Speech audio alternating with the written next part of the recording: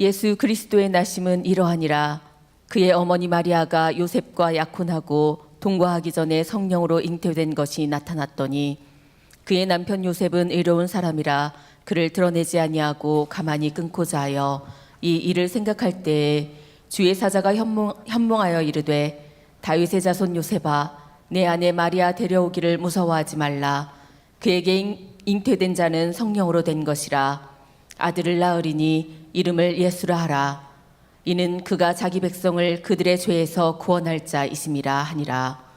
이 모든 일이 된 것은 주께서 선지자로 하신 말씀을 이루려 하심이니 이르시되 보라 처녀가 잉태하여 아들을 낳을 것이요 그의 이름은 임마누엘이라 하리라 하셨으니 이를 번역한즉 하나님이 우리와 함께 계시다 함이라. 요셉이 잠에서 깨어 일어나 주의 사자의 분부대로 행하여 그의 아내를 데려왔으나 아들을 낳기까지 동침하지 아니하더니 나음에 이름을 예수라 하니라. 아멘. 마태복음 1장에 보면 아브라함과 다윗의 자손 예수 그리스도의 족보가 쫙 나와요. 그러면서 예수님의 출생은 이러하니라 그 얘기가 18절에 나오는데 한번 여러분 18절 다 같이 한번 읽어보실까요? 시작. 예수 그리스도의 나심은 이러하니라.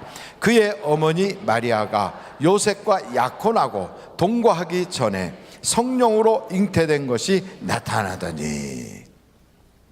여러분이 성경 말씀을 보니까 우리나라 옛날 결혼 제도나 이스라엘이나 비슷해요. 결혼하기 전에 함이 가요. 이렇게 우리나라도 사주팔자 단지가 가고 이렇게 가잖아요. 가서 그것을 정혼했다고 그래요. 아무개와 정혼을 했다. 아직 혼례는 올리지 않았어도 결혼하기로 정한 거지요. 이 마리아하고 요셉이 정혼을 했어요. 그래서 서로 결혼하기로 정했어요. 근데 아직 동거된 거는 아니고 서로 얼굴만 알고 있는 거예요. 아무개가 마리아구나, 내가 앞으로 결혼할 사람이야. 요셉이구나, 내가 결혼할 나의 신랑이야. 이렇게 알고 있었는데 어느 날 갑자기 자기하고 결혼하기로 했던 그 여자의 배가 나오기 시작하는 거예요. 이렇게 밥 잘 먹어서 나온 배라면 괜찮겠지만 그런 배가 아니라 임신을 해서 배가 볼록 나왔어요. 처음에는 사람들이 모르다가 이상하네, 좀 몸이 이상해 이러다가 보니까 이게 티가 나고 임신을 한 거예요. 여러분, 임신하면 배만 나오는 게 아니라 딸꾹질도 하고 그래요. 그렇죠? 딸꾹질입니까? 뭐라고 그래 이거를? 구역질?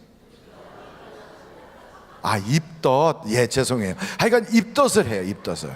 저는 구역질 하는 줄 알았어요. 입덧을 해요. 이렇게 입덧을. 입덧도 하고 배도 나오고. 그러니까 벌써 동네 소문이 쫙 퍼졌어요. 아무개가 정혼만 하고 아직 혼례도 올리지 않았는데 벌써 사고 쳤대. 그 사고 친 게 아니라 성령으로 잉태했대. 세상에, 성령으로 잉태했다니 그게 무슨 말이야? 남편을 통해서 아이를 가진 게 아니고 무슨 하나님이 임신시켰대. 하나님이. 그런 법이 세상에 어딨어.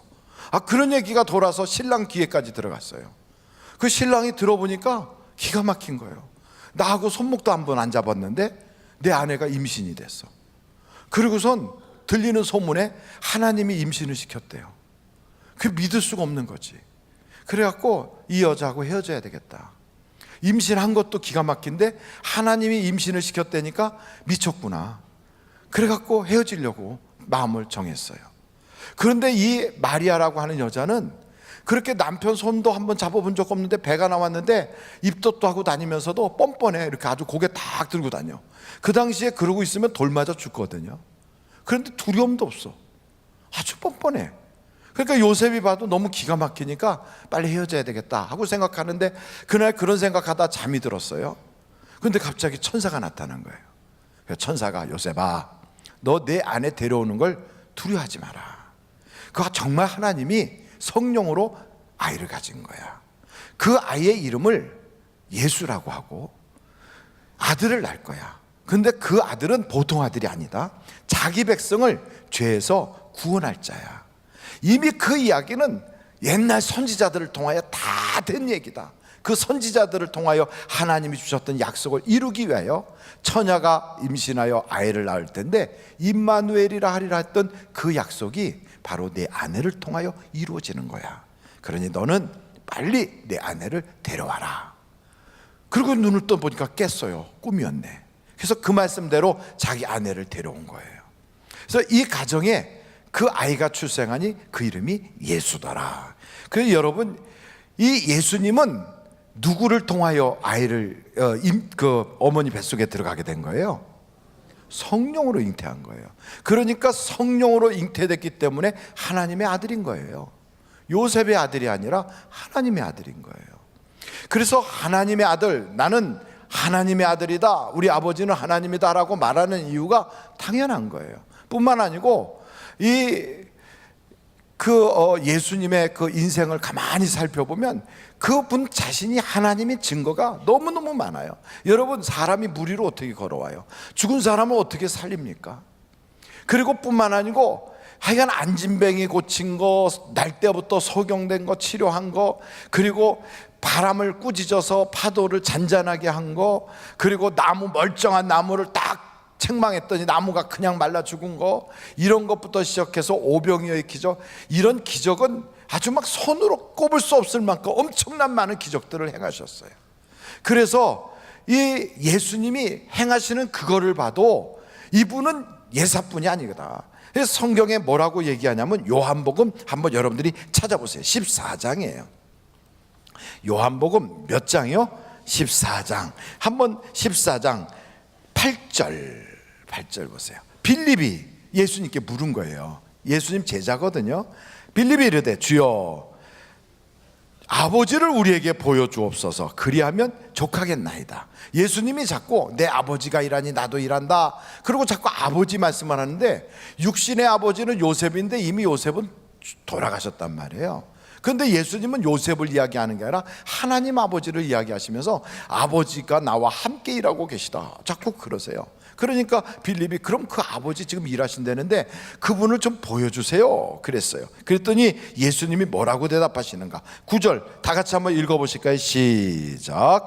예수께서 이르시되 빌립아, 내가 이렇게 오래 너희와 함께 있으되 내가 나를 알지 못하느냐? 나를 본 자는 아버지를 보았거늘 어찌하여 아버지를 보이라 하느냐? 예수님이 계속 말씀하신 거예요. 10절 다 같이 한번 읽어보실까요? 시작. 내가 아버지 안에 거하고 아버지는 내 안에 계신 것을 내가 믿지 아니하느냐? 내가 너희에게 이르는 말은 스스로 하는 것이 아니라 아버지께서 내 안에 계셔서 그의 일을 하시는 것이라. 11절 제가 읽겠습니다. 내가 아버지 안에 거하고 아버지께서 내 안에 계심을 믿으라. 그렇지 못하겠거든 행하는 그 일로 말미암아 나를 믿으라. 그러니까 여러분, 예수님 분명히 육신인데 어떻게 자꾸만 아버지하고 같이 일한다고 그러시지? 그리고 아버지는 안 보여주고 나를 봤으면 아버지 봤다고 그러지? 그러면서 이렇게 아주 눈 이렇게 의심을 가지고 쳐다보는 제자한테 정 못 믿겠으면 내가 행하는 일을 가지고 하나님이 하시는 거라고 봐라 그러는 거예요.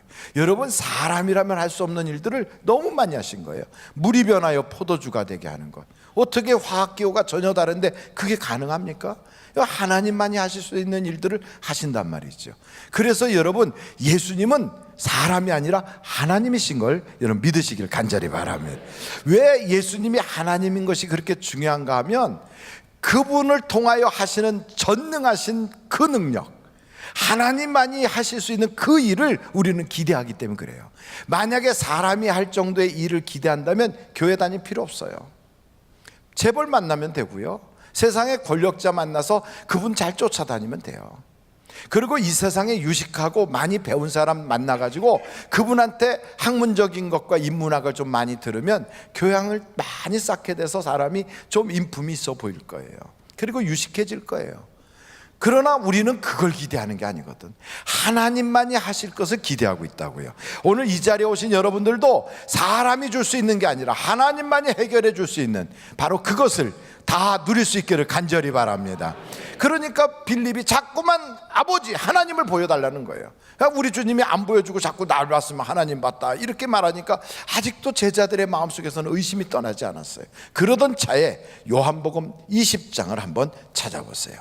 20장 24절 바로 이 디두모라고 불리는 도마에 대한 이야기, 너무나도 유명한 일화 아닙니까? 12제자 중에 하나로서 디두모라 불리는 도마는 예수께서 오셨을 때 함께 있지 아니한지라. 그러니까 예수님이 죽었다가 다시 살아나셨을 때 11번에 걸쳐서 예수님이 제자들을 보여줘요. 다시 살아난 모습을 그렇게 보여주는데, 그 중에 이 디두모라고 하는 도마는 못 봤어요, 예수님이 살아난 걸. 그러니까 거기에 있지 않았으니까 못 봤단 말이죠. 다른 제자들이 25절이에요. 다른 제자들이 그에게 이르되 우리가 주를 보았노라 하니 도마가 이르되 내가 그의 손에 못자국을 보며 내 손가락을 그 못자국에 넣으며 내 이 손을 그 옆구리에 넣어보지 않고는 믿지 아니하겠노라 하니라. 여드레가 지나서, 여드레면 며칠이에요? 8일. 여드레 하면 6일로 생각했는데 8일이군요. 여드레를 지나서 제자들이 다시 집안에 있을 때 도마도 함께 있고 문들이 닫혔는데 예수께서 오사 가운데 서서 이르되, 문이 다 닫혀 있어요. 이렇게 다 닫혀 있는데 어디서 걸어서 문으로 들어온 게 아니라 갑자기 가운데 짠 하고 나타난 거예요. 그러면서 예수님이 거기서 너희에게 평강이 있을지어다 그러시는 거예요. 그러면서 27절 우리 한번 다 같이 읽어보실까요? 시작. 도마에게 이르시되 내 손가락을 이리 내밀어 내 손을 보고 내 손을 내밀어 내 옆구리에 넣어보라. 그리하여 믿음 없는 자가 되지 말고 믿는 자가 되라. 도마가 깜짝 놀란 거예요. 자기가 제자들 앞에서, 다른 그 친구들 앞에서 야, 내 손가락으로 넣어보고 내가 이 옆구리 내 손으로 넣어보기 전에 안 믿어, 믿을 수가 없어, 이렇게 했는데 8일 만에 나타난 주님이 8일 만에 나타났으니까 자기가 그렇게 얘기한 바로 한 주간이 지나고 그 다음 날이란 말이죠. 8일 만에 딱 나타났는데 어디로 벽으로 지나온 것도 아니고 문으로 들어온 게 아니라 그냥 자기들이 이렇게 있는데 그 가운데 탁 나타나신 거예요. 얼마나 깜짝 놀라겠어요? 이게 뭐야? 귀신인가? 뭐야 이게? 내가 지금 헛개비를 보나? 이러고 있는데 도마야, 내 손을 가지고 한번 찔러봐. 그리고 그 손으로 못자국 난 손을 만져봐. 자기가 한 얘기를 주님이 다 하시고 계시는 거예요. 그러니까 그때 자기가 이야기할 때 거기 계셨다는 거죠. 들은 거죠. 그래서 더 막 온몸이 막 쭈삣해지는 거지. 그러고 나서 손으로 이렇게 만져보는 거죠. 그러니까 도마가 뭐라고 했는가? 한번 여러분 28절입니까? 도마가 이렇게 대답하는 거예요. 나의 주님이시여 나의 하나님이십니다. 그 전까지는요, 에이 못 믿어, 사람이 죽으면 끝이지 뭐, 썩어서 없어질 텐데. 아유, 아무리 예수님이 대단한 기적을 일으켰어도 죽으면 끝이야. 죽으면, 아유 대통령도 죽으면 다 무덤에 들어가면 다 썩어 없어지는 거고, 많이 배운 철학자도 죽으면 다 끝인데, 공자도 석가모니도 그리고 뭐 소크라테스도 다 죽으면 묘에 들어가서 다 그냥 그러고 썩어서 없어지는 거지. 사람이 죽으면 끝이지 뭐 어떻게 살아나? 이러고 있는데 갑자기 손을 내밀어서 만져라. 그제서 자기가 본 예수님이 사람이 아니라 하나님이라는 걸 알게 된 거예요. 오, 나의 주여 나의 하나님이십니다, 이렇게 된 거예요. 그랬더니 주님이 이렇게 말씀하세요. 여러분 한번 29절 다 같이 한번 읽어보실까요? 시작. 예수께서 이르시되 나를 본고로 믿느냐? 보지 못하고 믿는 자들은 복되도다 하시니라. 아멘. 그러니까 예수님은 누구시다? 하나님이시다. 그것뿐 아니라 사도행전에도 이런 부분이 있어요. 여러분 사도행전 20장 28절 같이 한번 보시겠습니까? 같이 읽어보겠습니다. 시작. 여러분은 자기를 위하여 또는 온 양떼를 위하여 삼가라. 성령이 그들 가운데 여러분을 감독자로 삼고 하나님이 자기 피로 사신 교회를 보살피게 하셨느냐. 여러분 하나님은 신이에요. 하나님은 창조주세요. 그 창조주가 피가 있다. 어떻게 창조주가 신이 피를 흘리겠어요? 근데 여기 보니까 성경을 다시 한번 보세요. 거기 28절에 하나님이 자기 피로 사신 교회. 그러면 여러분 여기서 피 흘린 분이 눈에 안 보이는 저 하나님이시겠어요? 육신의 몸을 가지고 이 땅에 오신 바로 예수님이시겠어요? 예수님. 그 예수님을 뭐라고 불러요? 하나님이라고 부른다고요. 그러니까 예수님은 하나님이세요. 우리는 지금 예수님이 하나님이라는 것을 그렇게 강조하고 있지만 초대교인들은요, 예수님이 하나님이라는 건 당연히 믿어지는데 예수님이 사람이라는 것을 잘 못 믿었어요. 그래서 성경을 보면 예수님이 하나님이라는 걸 증거하려고 자꾸 이야기하는 건 별로 없고요, 예수님이 사람이라는 걸 자꾸 강조를 해요. 그래서 예수님의 어머니에 대한 이야기, 예수님의 형제들에 대한 이야기, 예수님이 우셨다는 이야기, 예수님이 시장하다고 배고프다고 하신 이야기, 예수님이 피곤하다고 그냥 앉아서 그러고 있었던 얘기, 목마르니까 물을 달라고 하셨던 이야기, 이런 이야기가 더 많지 예수님이 하나님으로서 그런 하나님으로서 하시는 이야기가 별로 없어요. 왜 그랬냐면 초대교회 때는요, 예수님을 직접 만났던 분들이 너무너무 많았어요. 그 분들이 무리로 걸어오는 주님, 물고기 2마리 가지고 보리떡 5개 가지고 5,000명을 먹이신 주님, 그리고 날 때부터 앞을 못 보는 그 소경을 고치신 주님을 봤단 말이에요. 그리고 죽은 거를 다 자기들이 봤는데 다시 살아나셨어요. 그러니까 그분들은 아이고야, 예수님 하나님이셔, 이건 뭐 사람이 이럴 수가 없지, 아이고 예수님은 신이야 신, 그 다 그렇게 믿는 거죠. 그러니까 그 당시에 초대교회 성도들은 너 그 예수님 만나봤지? 만나봤어. 그때 예수님 그림자도 봤냐? 그럼 여러분 사람 만날 때 그림자 보고 만납니까? 아니면 얼굴 보고 만납니까? 얼굴 보잖아요. 다 예수님 모습만 봤지 그림자를 본 적이 없단 말이죠. 생각이 안 나는데 거봐, 그림자가 없었어. 그러니 예수님은 귀신 같은 신이었어. 초대교회 때는 그게 문제가 된 거예요. 그래서 예수님은 신이라고 하는, 하나님이라고 하는 걸 강조하기보다는 예수님은 사람이셨다는 걸 강조하기 위해서 얼마나 많이 애를 썼는지 몰라요. 그래서 그분은 육신을 입고 계셨고, 그분은 피가 흘렸고, 그분은 물이 쏟아졌다, 그분은 진짜 육신을 가지고 계신 분이다. 바로 마리아를 통하여 이 땅에 출생한 100% 인간이고 100% 하나님이시다, 이걸 강조하는 거예요. 왜 그분이 인간이라는 걸 강조했는가? 히브리서 2장을 찾아보세요. 그분이 인간이어야만 하시는 이야기가 거기에 나타나고 있어요. 히브리서 2장이에요.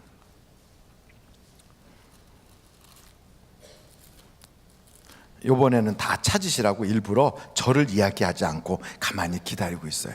히브리서 2장이에요. 자, 히브리서 2장 14절.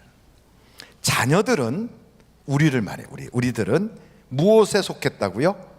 혈과 육에 속하여서. 그 말은 육신을 가진 사람이라 이 말이에요. 사람이고 육에 속하였음에 그도 또한, 그는 누구예요? 예수님. 예수님도 또한 같은 모양으로, 우리처럼, 우리 같은 사람으로 혈과 육을 함께 지니심은, 그가 육신을 입고 사람으로 오신 것은 왜 그렇게 오셨는가? 이유가 있어요. 다 같이 한번 읽어보실까요? 시작. 죽음을 통하여 죽음의 세력을 잡은 자, 곧 마귀를 멸하시려고 그런 거예요. 마귀를 멸하시려고. 여러분, 하나님은 시험 받지 않아요. 하나님이 창조주신데 시험 받겠어요? 하나님의 아들도 누가 감히 건드리질 못해요. 시험할 수가 없어요. 그런데 육신을 입고 사람으로 오시면 마귀가 도전한단 말이에요. 그래서 내가 만약 하나님의 아들이거든 이 돌로 떡이 되게 해라. 내가 만약 하나님의 아들이거든 성전에서 뛰어내려라. 내가 만약 하나님의 아들이거든 이 모든 영광을 내가 너에게 줄 터인데 나에게 절해라. 시험을 하거든요. 이런 시험을 계속 마귀가 하는데 우리도 똑같이 그런 시험을 당해요. 왜? 우리가 사람이니까. 그래서 같은 처지에서 그 마귀를 딱 만나서 그 마귀를 멸해버리기 위해서 우리 주님이 사람으로 오셨단 말이에요. 계속 보시겠어요? 한번 여러분 15절입니다 15절 또 다 같이 읽어보실까요? 시작. 또 죽기를 무서워함으로 한평생 매어 종노릇하는 모든 자들을 놓아주려 하시니. 그러니까 우리가 세상 살면서 죽을까봐 걱정돼요. 망할까봐 두려워해요. 사람들한테 버림받을까봐, 배신당할까봐, 세상 불편하게 살까봐, 인생을 살면서 고생할까봐 두려워해요. 그래서 우린 두려움에 늘 사로잡혀 있어요. 이런 우리를 우리 주님이 딱 만나면 두려워하지 않게 해주시는 거예요. 그래서 제자들을 만날 때마다 두려워하지 마라 그래요. 염려하지 마라. 우리 한번 다 같이 하겠어요. 두려워하지 마라. 다시 한번 두려워하지 마라. 옆에 분한테 두려워하지 마세요. 예수님이 오신 것은 두려워하지 않게 하기 위해서 오셨어요. 죽음 때문에 두려워하고, 멸망당할까봐 두려워하고, 병들어 죽을까봐 두려워하고, 사람 때문에 사람들에게 배신당할까봐, 망할까봐, 불편해질까봐, 나중에 죽도록 고생할까봐 두려워하는 그들에게 예수를 제대로만 딱 만나고 그분을 믿기만 하면 그 두려움이 쓱 빠져나가 버려요. 완전히 하나님의 역사가 나타나요. 계속 보시겠습니까? 16절은 제가 읽겠습니다. 이는 확실히 천사들을 붙들어 주려 하심이 아니요 오직 아브라함의 자손을 붙들어 주려 하심이라. 그러므로 그가 범사의 형제들과 같이 되심이 마땅하도다. 이는 하나님의 일에 자비하고 신실한 대제사장이 되어 백성의 무엇을 속량하려고? 죄를 속량하려 하심이라. 18절 우리 다 같이 읽겠습니다. 시작. 시험을 받아 고난을 당하셨은즉 시험 받는 자들을 능히 도우실 수 있느니라. 아멘. 그래서 하나님이신 그분이 육신을 입고 이 땅에 오신 거예요. 뭐 하려고? 마귀를 멸하려고, 두려워하는 자를 건져 주시려고, 세상의 죄 문제를 해결해 주시려고, 시험당하는 우리들을 도와주시려고 우리 주님이 그렇게 오셨다고요. 그런데 그분이 그렇게 오셨어도 힘이 없고 능력이 부족하면 도울 수가 없어요. 마음뿐이지. 부모가 자녀를 사랑해요. 그렇지만 부모의 능력에 한계가 있어서 자식을 사랑한다고 해도 자식의 취업의 문제를 해결해 주지 못해요. 자식의 진학의 문제도 해결해 주지 못해요. 자식이 병들어서 끙끙 앓고 밤새도록 앓아도 옆에서 간병을 할지언정 그 병을 나눠줄 수도 없어요. 그러니까 자식의 그 고통을 보면서 사랑하지만 해결해 주지 못해. 왜? 인간이니까, 약해서. 그런데 예수님은 그게 아니고 하나님이시다 이 말이에요. 전능자시다 이 말이에요. 그래서 그분은 그걸 해결해 주실 수 있다 이 말이지요. 그래서 그분이 이 땅에 육신을 입고 하나님이 직접 오신 것은 왜 그렇게 오셨는가? 임마누엘 하시려고 오셨어요. 임마누엘이 무슨 뜻입니까, 목사님? 한번 여러분 마태복음 1장에 임마누엘이란 뜻이 뭔가 거기에 나와 있거든요. 여러분 23절이에요. 23절 다 같이 한번 읽겠습니다. 시작. 보라, 처녀가 잉태하여 아들을 낳을 것이요 그의 이름은 임마누엘이라 하리라 하셨으니 이를 번역한즉 하나님이 우리와 함께 계시다 함이라. 하나님이 우리와 함께 계시려고 오신 거예요. 할렐루야. 그러니 성탄절에 주님이 딱 출생하신 것은 왜 오셨어요? 우리와 함께 하시려고. 그러니까 우리와 함께 하시려고 오신 그 주님이 이 땅에 출생하신 그것을 축하하시겠다고 저 동방에서부터 박사들이 거기까지 가서 경배하러 갔잖아요. 왜? 하나님이 우리와 함께 하신다는 일이 너무너무 놀라우니까. 그것이 너무 귀한 거니까. 여러분, 하나님이 우리와 함께 하신다는 것에 대해서 우리는 큰 감동이 별로 없어요. 제가 앞에서 말씀을 드리는데도 눈 껌뻑껌뻑거리고 돈이 나와 함께하면 훨씬 좋을 것 같은데 이런 얼굴 표정에 연말이라 지금은 돈이 더 급해요. 주님 그냥 오시지 말고 그냥 돈이나 던지시면 됐겠어요. 돈이나. 이런 생각을 가지고 눈 껌뻑껌뻑하고 그러고 계시는 것 같아요. 그런데 여러분, 이스라엘 백성들이 범죄를 하니까 하나님이 홍해에서 건져주시고 애굽에서 건져주셨던 그 하나님이 모세한테 뭐라고 그러냐면 내가 너희와 함께 안 가겠다. 내가 천사 한 명 보내가지고 천사가 너희를 이끌어 가게 하고 나는 너희와 함께 할 수가 없다 그랬어요.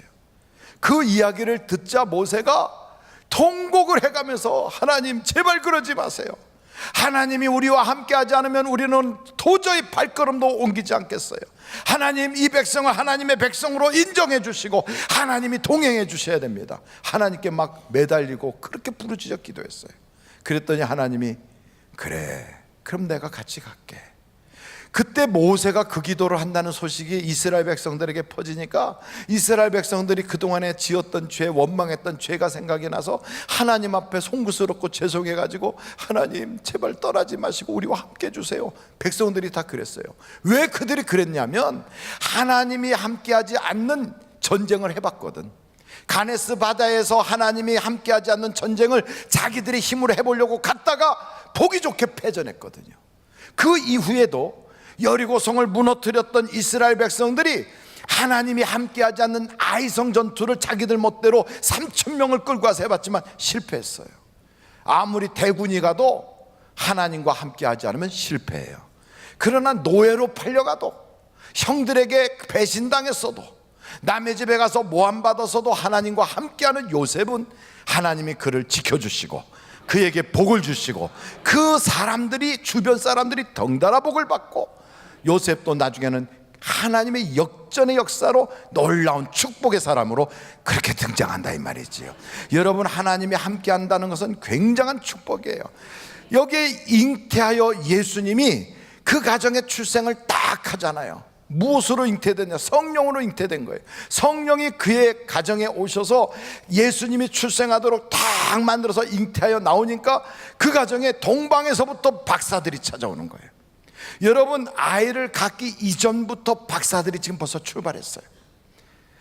마리아가 아이를 갖기 이전부터 동방에서부터 박사들이 출발했어요. 하나님이 벌써 예정하시고 하나님이 준비하셔서 그 아이를 출생한 그 가정에 복을 주시려고 낙타를 지금 보내고 있어요. 어떤 사람들은 그 낙타 동방에 있는 박사들이 아프가니스탄 쪽에서 출발을 했다 그래요. 이게 벌써 출발한 거예요. 거기서부터 가려면 1년 반에서 2년 정도의 거리가 걸리는 그 길을 걸어가는데, 마리아가 임신도 하기 전에 벌써 이미 하나님은 시작하신 거예요. 그 마리아가 아이를 딱 출생하고 나니까 거기에 황금과 유향과 모략이 도착하는 거예요.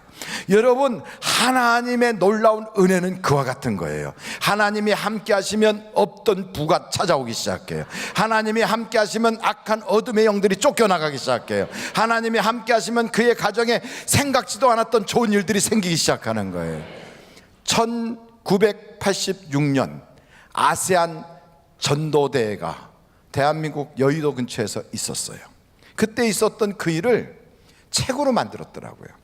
그때 원로 목사님도 거기에 강사로 함께 말씀을 증거한 기록이 다 있어요. 제가 이렇게 책을 넘기다 보니까 조용기 목사님이 설교 중에 간증을 한 게 거기 들어가 있더라고요. 어저께 교회에서 도서관을 저쪽에서 이쪽으로 옮기는 청소 작업하다가 우연히 책이 한 권 있어서 이렇게 쌓여있는 책에 피곤해서 앉아있다가 그걸 툭 넘겨보니까 거기에 그런 이야기가 있어요. 그래서 제가 그걸 메모를 해놨어요.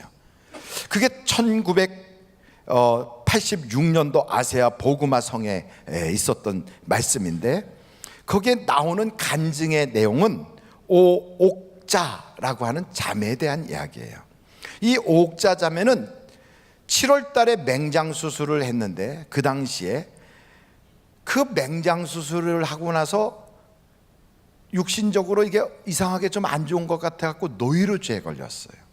노이로제에 걸려가지고 그게 점점 스트레스를 심하게 받다 보니까 몸이 점점 마비가 돼가지고 온몸이 마비가 되다시피 했어요.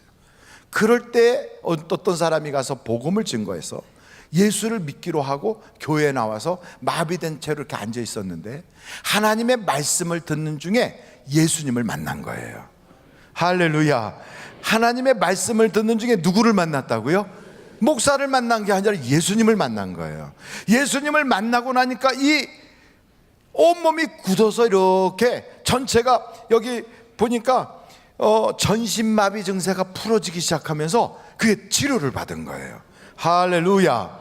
그래, 너무 감사하니까 얼마나 기뻐요. 그러니까 교회를 막 열심히 다닌 거예요.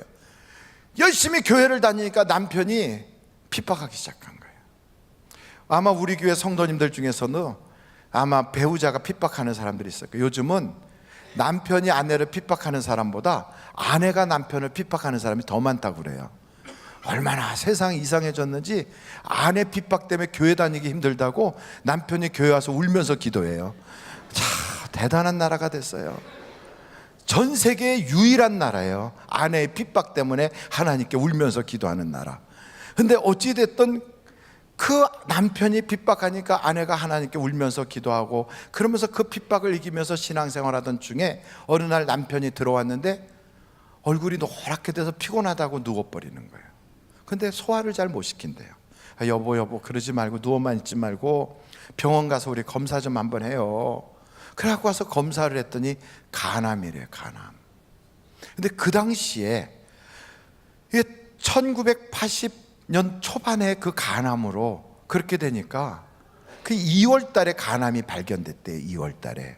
그래 간암으로 발견되니까 그 당시엔 거의 못 고친다고 그러는 때인데, 근데 이분이 하나님께 막, 하나님 우리 남편 이렇게 간암 걸렸는데 하나님 나 과부되기가 싫어요, 하나님 도와주세요 막 기도하니까 하나님께서 내 남편이 예수 믿어야 된다는 거예요. 그래서 여보, 하나님이 당신 회개하고 예수 믿어야지, 하나님이 그래야 병 고쳐주신대요. 그 얘기 듣고 나서 남편이 병상에서 울면서 회개하고 예수 믿기로 작정을 했어요. 그러고 나서 또 기도하다 보니까 하나님께서 확신을 주기를 내 남편 죽지 않고 살아난다 하고 확신을 주셨대요. 할렐루야. 남의 일이라고 여러분들이 별로 감동이 안 되는데 하나님은 역사가 비슷하단 말이죠. 여러분의 질병도 그렇게 역사해 주시면 치료받을 줄로 믿습니다. 그러니까 이 여자가 그걸 주변에 자기를 위해서 기도해 주는 사람들한테 얘기한 거예요. 우리 남편 죽지 않고 하나님이 살려주신대요, 간암 다 치료해 주신대요. 2월 달부터 그 얘기를 하고 다니는데 가을철이 됐는데 남편 얼굴이 흑벽돌 색깔로 바뀌었어요. 그리고 몸은 빼싹 말라가지고 뼈 위에 가죽만 씌워놨어요. 그리고 배는 볼록 나와가지고 복수가 꽉 찼어요. 그러니까 옆에서 기도하는 분들도 에휴 헛소리 들었겠지, 하나님이 응답 주시고 그러는데 어떻게 저렇게 돼 사람이 점점 2월 달에 그렇게 뭐 고쳤다며, 그런데 어떻게 지금 가을철인데 이제는 완전히 말기가 돼갖고 돌아가시게 생겼어. 에휴 안 되는 거요. 하나님 믿어도 그게 고칠 게 있고 못 고칠 게 있지, 안 되는 거요. 근데 이 여자가 하나님께 막 금식하면서 기도하기 시작했어요. 그러다 보니까 하나님께서 이제는 금식 그만하고 돌아가서 내 남편 배에다 손 얹고 축사를 하면서 기도하라 그래요. 축사를. 그래갖고 3박 4일 동안 자기 남편 배에다 손을 딱 얹고 내 남편 속에 있는 암병을 유발시키는 마귀야 떠나갈지어다, 나사렛 예수의 이름으로 명하노니 암병 마귀야 내 남편에게서 떠나가라, 그러면서 막 나사렛 예수의 이름으로 선포를 했대요. 계속 3일째가 됐는데 그날 밤 2시에 남편이 여보 나 화장실 가야 되겠어요 그래갖고 비틀비틀 거리면서 부축받아갖고 화장실 갔는데 아니 막 쉬지도 않고 그냥 소변을 막 쏟아놓고 그러고 와서 또 누웠는데 좀 있다가 또 화장실 가야 되겠어요. 화장실을 들락달락 새벽 2시부터 화장실을 들락달락 거렸던 양반이 그 날이 활 새가지고서 저녁 때 될 때까지 화장실을 들락달락 하는데 얼마나 화장실 들락달락 하든지 나왔던 배가 다 들어가 버렸더래요. 할렐루야. 그러니까 남의 배 들어갔으니까 별로 감동이 안 되시죠? 복수가 싹 빠진 거예요. 그러더니만 뭐라 그러면 여보 나 배고파. 그러더니 밥을 갖다 마구 드시고 그러면서 벽돌색 같았던 얼굴이 홍조를 띠기 시작하고 혈액이 싹 순환이 되는지 얼굴이 불구스름해지면서 그러면서 사람이 막 원기가 생기고 그러고서 밥 식사를 열심히 잘 하시더니만 일주일쯤 지나가지고 아무래도 이상한 것 같아. 병원 가서 검사해보자. 검사했더니 암병이 하나도 없더라는 거예요. 싹 치료받았더라는 거예요. 그러면서 그 내외가 다 같이 교회 생활을 그렇게 잘한다 하고, 제가 한 얘기가 아니라 조영기 목사님이 1986년도 아세안 성령 그 복음화 성회 때 말씀하신 거예요. 저는 이야기를 탁 듣고 와, 하나님의 아들 예수가 육신을 입고 이 땅에 오신 것은 바로 우리들의 그런 문제를 해결해 주시려고, 누구든지 그 예수를 만나기만 하면 기적이 나타나는구나. 성탄절이 그냥 성탄절이 아니에요. 그래서 동방에서부터 찾아오는 거고, 밤새워서 일을 했던 목동들이 피곤함 줄을 모르고 달려가서 그 예수를 만나려고 가는 거예요. 오늘도 이 자리에 여러분들이 오신 것은 목사 말 들으러 온 게 아니고 사람 구경하러 온 게 아니라 예수님 만나러 온 줄로 믿습니다. 예수님만 만나면 해결이 되는 거예요. 그래서 그 예수에게 우리가 2017년도에 성탄절 최고로 기억해야 될 건 그 예수님 만나자는 거예요. 만나요. 근데 어떤 사람은 한 번 만나고 다시는 안 보는 사람도 있어요. 문둥병이 들렸어. 나사렛 예수여 나를 불쌍히 여기소서. 고침은 받았어요. 그러고 나서 집에 가버렸어요. 10명이 고침을 받았는데 그 중에 한 사람은 다시 주님께로 가서 나는 한 번 주님을 잠깐 만나는 것 가지고는 안 되겠습니다. 주님, 내 병 고쳐주셔서 감사합니다 하고 주님의 제자가 되기로 작정하고 달려갔어요. 그때 주님이 하신 말씀이 내가 구원함을 받았느니라. 여러분, 병이나 한 번 고치고 예수님 만나서 한 번 돈이나 한 번 받고 예수님 만나가지고 빈 배에다가 고기나 한 번 잡은 것으로 끝내서야 되겠어요? 우리 주님을 한 번 만나고 지나가는 인생으로 우리에게 오신 분이 아니라 같이 사시려고 오셨다고요. 그래서 임마누엘, 예수님이 같이 사신다면 우리는 영혼의 구원함을 받게 돼요. 우리는 죽어도 천국 가게 돼요. 나의 인생 속에서 하나님이 나와 함께 하시기 때문에 나를 통하여 그리스도의 역사가 나타나게 돼 있어요. 그 증거로 베드로와 요한이 예수님의 영, 그리스도의 영, 성령이 그들 속에 오셔서 임마누엘이 되니까 성전에 올라가다가 안진뱅이를 보고 예수님처럼 똑같이 나사렛 예수의 이름으로 명하노니 안진뱅이야 일어나라, 일어나서 걸어라. 말씀을 듣고 안진뱅이가 평생에 서본 적도 없고 걸어본 적이 없는 안진뱅이가 벌떡 일어나면서 뛰기도 하고 걷기도 하면서 하나님을 찬양하며 성전으로 들어가더란 말이죠. 여러분, 하나님의 영, 성령이 우리에게 오신 것은 임마누엘 되려고 오셨어요. 여러분, 그 하나님의 성령, 그분이 예수님께서 이 땅에 오실 때도 성령을 통하여 오셨고 우리에게 떠나시면서도 남겨두신 것이 바로 성령이신데, 여러분, 교회 생활을 종교적 의식만 왔다리 갔다리 하지 마시고 임마누엘 되시는 성령님을 받으시기를 간절히 바랍니다. 2017년도 성탄절에 우리가 꼭 해야 될 것은 한 번 만나고 스쳐 지나가는 인연으로 끝나는 것이 아니라 그 주님을 내가 모시고 내 가정의 주인 삼고, 그분을 모시고 내 인생의 주인 삼고, 그분을 모시고 내 인생의 평생에 그분을 앞장 세우면서 나의 목자가 되게 하는 성령 충만함 받기를 간절히 바랍니다. 성령을 받기만 하면, 예수님이 내 속에서 잉태하듯이 나타나기만 하면, 저 멀리서 생각지도 못했던 그곳에서, 나는 계획도 한 적 없고 나는 그거를 만나본 적도 없는데 하나님이 예비한 낙타가 출발한다고요. 낙타가. 여러분, 저 낙타가 오는 게 보입니까? 저 오늘 오잖아요, 지금 낙타가. 여러분의 인생에도 하나님이 예비한 축복의 낙타가 지금 가고 있어요. 여러분의 인생에도 하나님이 예비한 축복의 낙타가 때로는 병 고치기 위해서 찾아가고, 때로는 여러분의 가난 문제 해결하기 위해서 찾아가고, 여러분의 인생에 막 다툼으로 불화한 그런 가정에 하나님이 화목시키려고 찾아가고 있단 말이에요. 지금 그 낙타가 오는데 내가 기도를 세게 하지 못하고 잠이나 자고 퍼져 있으면요, 해로 궁궐에 들어가서 헤매다가 오느라고 늦어져요. 바로 올 수 있도록 여러분이 깨어 기도할 수 있는 여러분이 되시기를 간절히 바랍니다.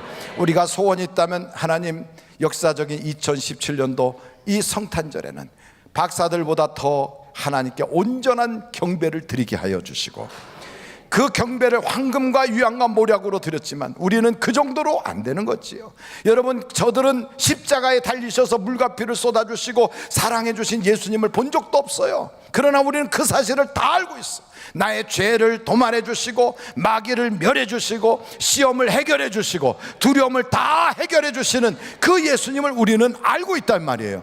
그 예수님을 아는데 어떻게 경배를 못합니까? 왜요? 그 하나님께 감사할 일이 없겠어요? 황금과 유향과 모략 정도가 아니라 우리는 우리의 인생을 바칠 만큼 하나님 감사합니다, 나를 받아 주시옵소서, 주님께 드릴 수 있는 그런 우리의 마음이 있어야 돼요.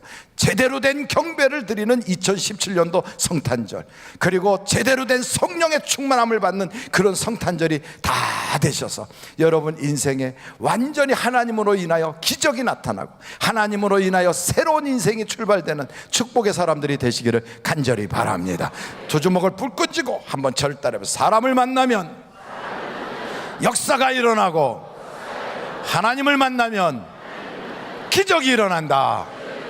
그 기적이 여러분 상시화되시고 여러분의 인생은 기적이, 그게 항상 우리의 상식이 될 정도로 끊임없이 기도의 응답으로 내 가정에는 기적이 계속 일어나는, 꼬리에 꼬리를 무는 축복의 사람이 되셔야 돼요. 다시 한번, 사람을 만나면 역사가 일어나고 하나님을 만나면 기적이 일어난다.